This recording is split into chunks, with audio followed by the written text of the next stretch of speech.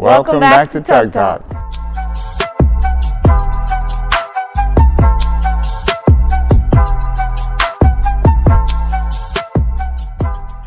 So this is our third year doing TUG Talk, and if you don't know what TUG Talk is, it's where we highlight our meets every week and get to know the team a little more. Usually I'm behind the camera, but this year we decided to switch things up a little.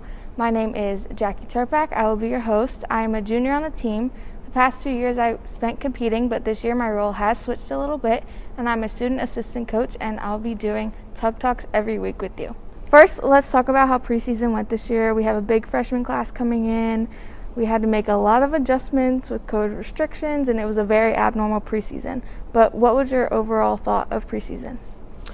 Really, considering how much the team has had to overcome, it's been great. I'm really proud of everything they've had to overcome. It's been everything from, this is how you normally warm up. You can't do that anymore. We have to do it this way, to you can't even use the normal chalk bucket. Now you have your own. We were running practices with only a few girls at a time for a long time. With all those things considered, I'm very proud of them. I mean, it's been interesting, but overall, everyone's just rolled with the punches. I mean, I think we're going to be a great team this year. As you mentioned, we can't even use the same chalk bucket. They all have their own. Let's talk about that a little more and COVID stuff a little more. What adjustments have we had to make, and how has it affected us so far? So the adjustments that we've had to make, I think the biggest one is not training as a full team. We're barely getting to the point where we have approval to train in our 8,000 square foot facility with the majority of the team. That's probably been the hardest thing to overcome. It's hard to build a team dynamic with a third of the team or half the team at a time. That's been interesting for sure. On the coaches' side, after every practice, I think we're honorary janitors now. We're all spraying chemical on everything to keep them safe. But beyond that, the procedures in the gym have obviously changed, but we've taken a lot of precaution on the other side. We get tested every week as a minimum. We have been doing since the first day they've come back to train.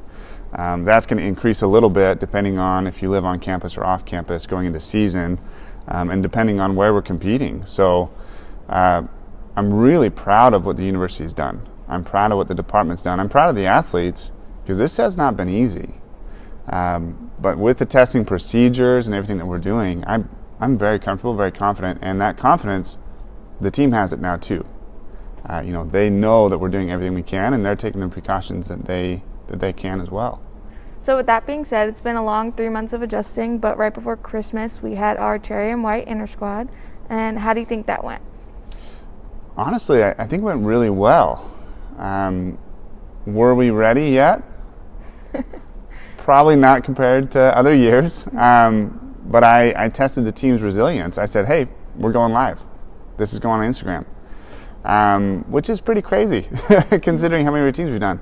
But overall, I think they handled it really well. We've got some bumps in the road. We've got some things to smooth out, but we were safe, and we were doing our upgraded gymnastics.